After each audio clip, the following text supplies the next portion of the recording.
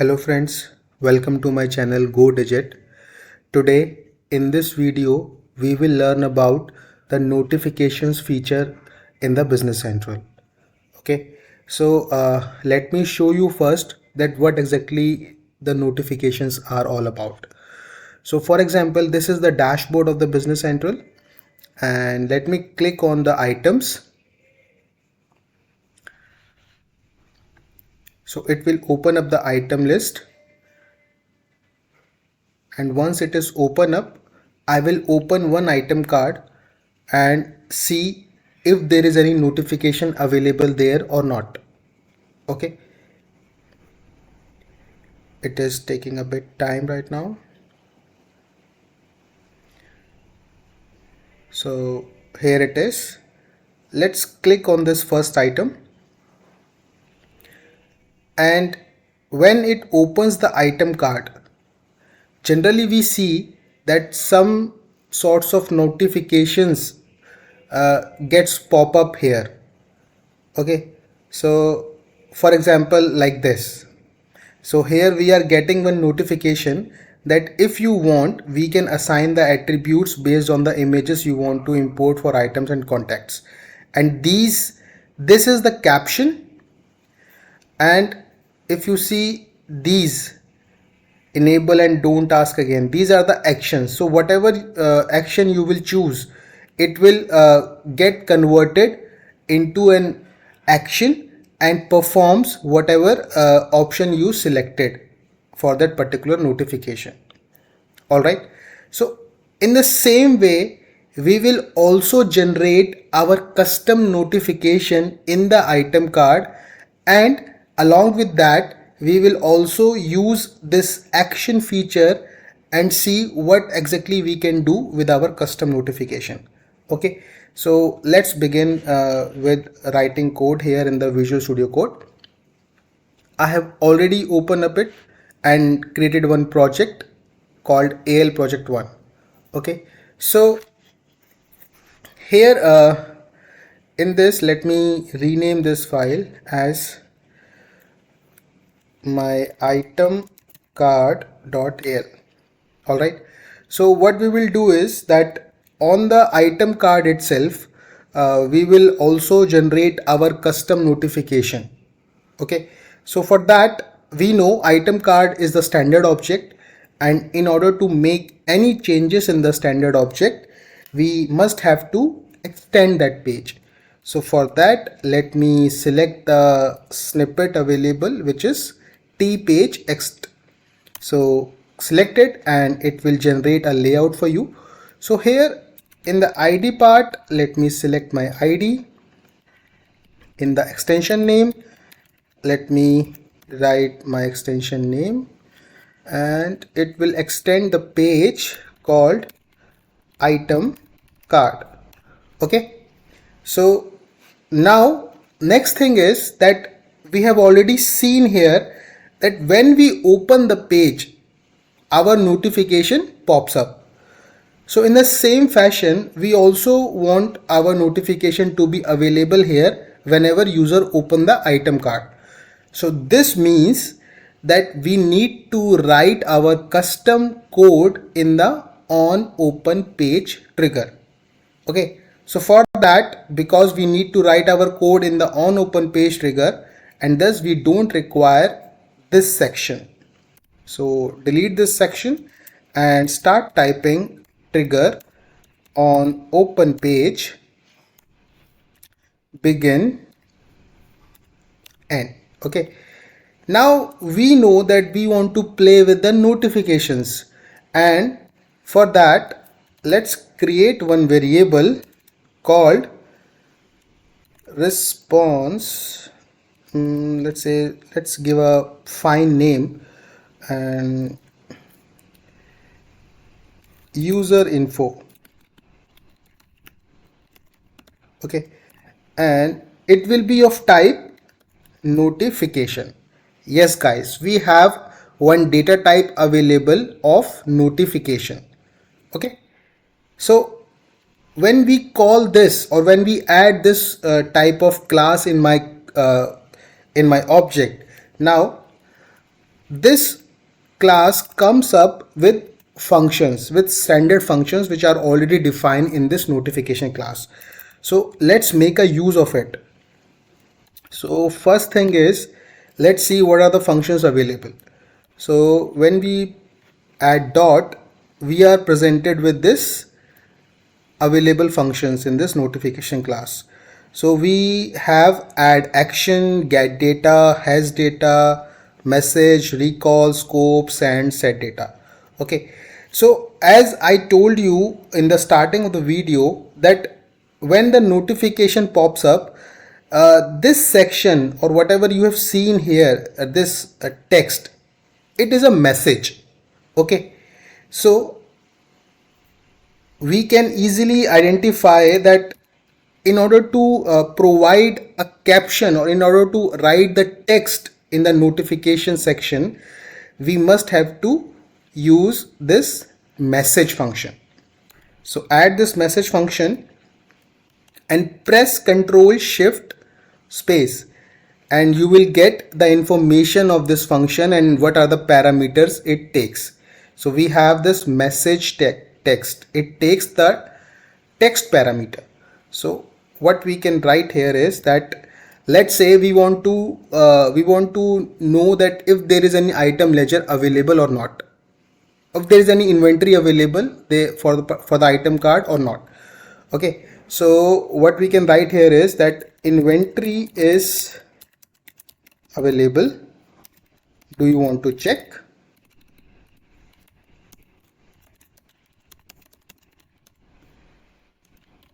Okay, and for this what we can do is that let's calculate the inventory, and we know inventory is a flow field, so we must have to calculate it at the runtime. So let's now write that if record dot inventory is greater than 0, then only this message comes or pops up to the user, otherwise not.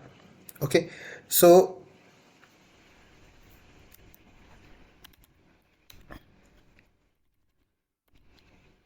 now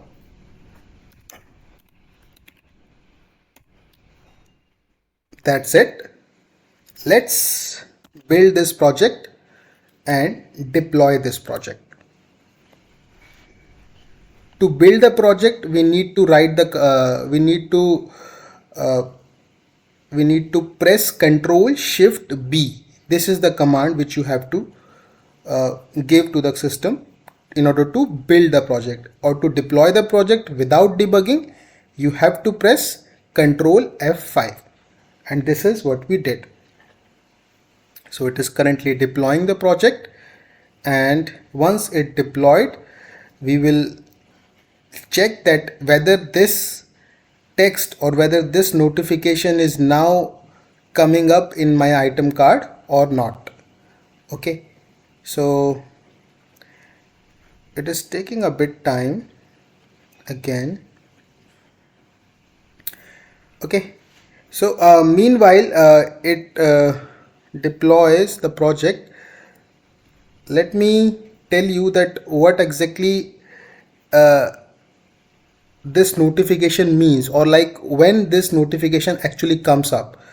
Although we have now written this, but when, because see the project is deployed, so let's see the output. I just want to inform you that although the project is deployed, but this notification will not comes up. Okay, let me select the item. The notification will not come. Why? Because if you see that user info have one more function called send, and when you place cursor over it, then you identify that it is saying us that sends the notification to the client, where it will display in the UI. Okay, so that means until and unless after using the message function, if we do not add this send button or send function, sorry, then until then your notification will not be seen by the user. Okay, so when you click here,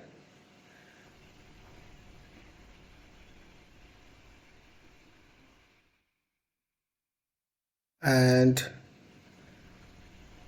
we will get to see only the standard notification which was coming up earlier. And see, this is the standard notification. Our notification is not coming up here, but after using this function, our notification will definitely come up. Okay, so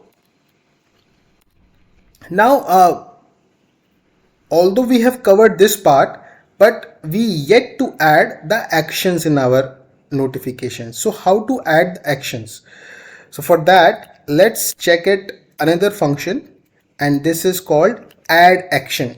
Okay, so when you use this function and see the parameters here, it has three parameters. The first parameter is the caption text, the second parameter is your code unit ID, and the third parameter is the method name. So this means it is telling us that whatever action you want to add or you want to append with your notification message, that action should be the context of that action should be written in the code unit.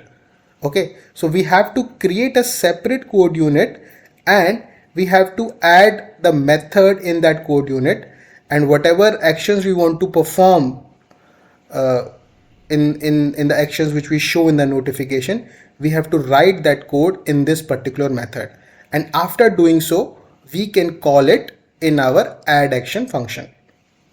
So for that, what we can do is that let's add one more file called notification action.al,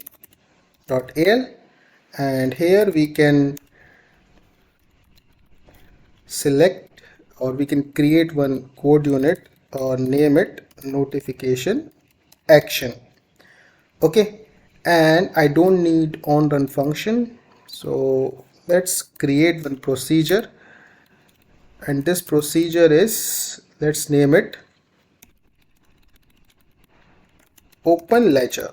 Okay, although as you know that this code unit we are creating for our notification actions, so for that because we know that we need to call this function in my add action button function, so let's copy this, and our code unit is this. So what we can do is that first parameter it takes is the caption. So let's say, let's input one caption is like item ledger. Okay, now define your code unit, and in our case it is notification action. So this is it, and now our function, which is, see, although our function we have to write here the function name which we used in our code unit, but it takes that function in the text format. Okay, so we have to define my function name in the single quotes. All right, open ledger, this was my method name. Okay, so this is it. Now let's write your code. Before that,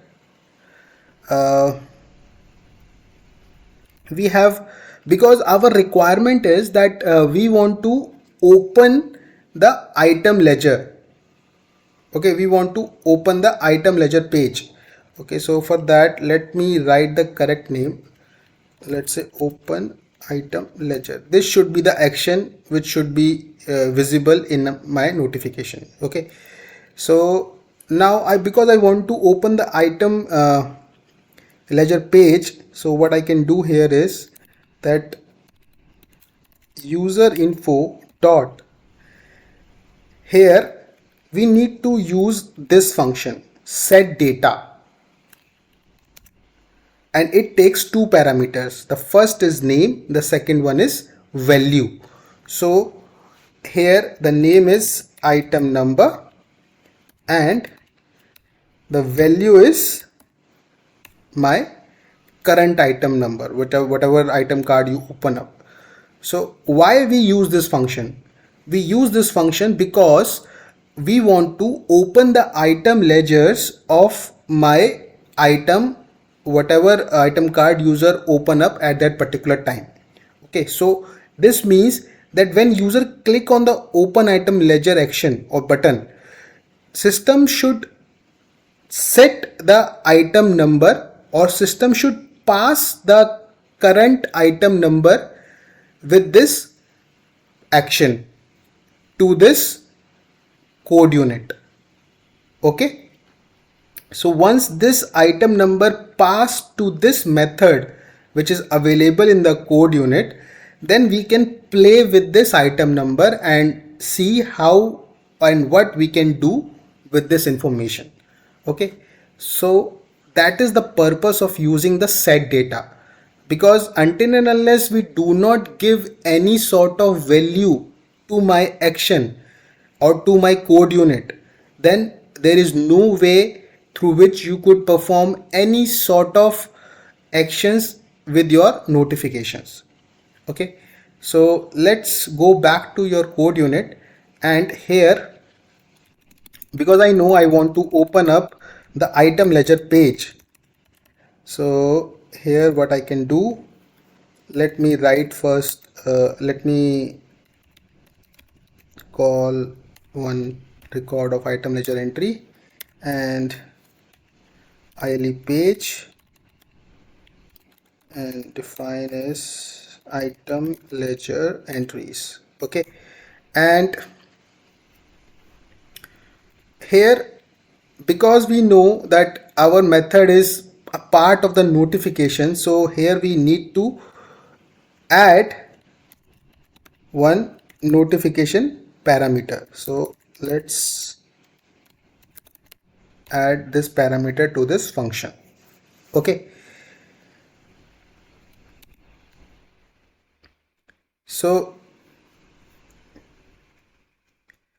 let's write our code here, that ledger notifications dot get data. Okay, and it takes the name of the data item that is specified by the set data method. So we can go back to my item card and see the name of my set data. The name of my set data is this item number.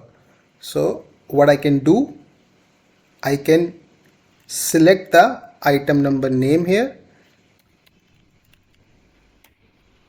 Okay,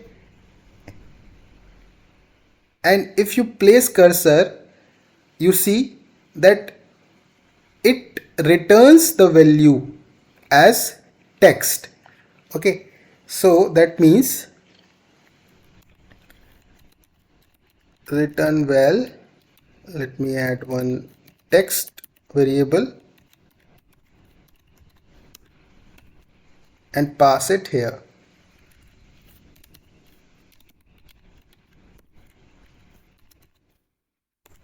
Okay, so because we have passed this name in the get data, so when compiler comes in this function, it checks that item number is the name and see that against this item number we have set the value of my current page item number. Okay, so this means that the value that this function will return is the item number, and return val variable will always hold the item number.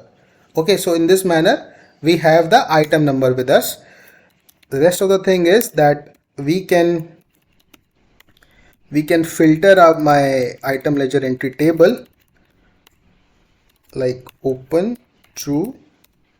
Okay, and then item ledger dot set filter, let's say item number with return val. Okay, Now, because we want to run the item ledger page only for my current page item number, so what I can do is set table view with item ledger.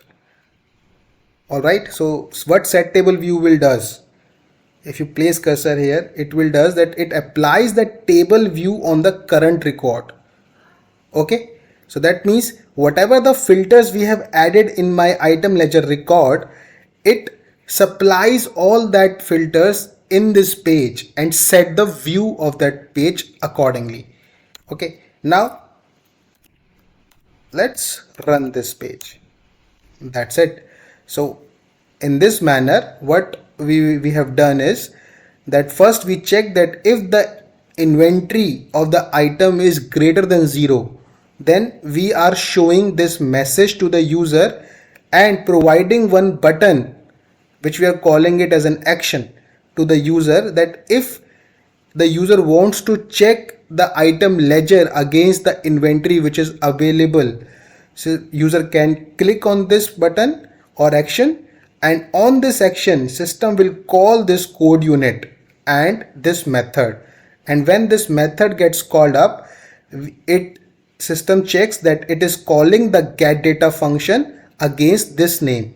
So again the compiler will go to the set data function, and against this name it checks that the value is of current item number. So it's passed that item number to this variable, and then through this variable we are filtering our item ledger records, and whatever records we filter in our item ledger, we are setting the view of my page against it, and after the view is set up, I am running my item ledger entry page. Okay, so this is all what we can do with the notification part. So let's build this project and deploy this project, and we will now see the output in the Business Central. So let's run the new instance here and click on items and select this first item and see. Now we are having two notifications. So the first notification is of the standard notification which was coming up earlier, and now our custom notification is also available. So the message is inventory is available, do you want to check? And this is our button, or this is our action, whatever you call it. And on this section, when we click here, system will open up the item ledger entries of my current item number, right? It has successfully filtered the other records and showing me only my current item number. Okay, and see, after the purpose of that notification is done, system removed that notification from the page.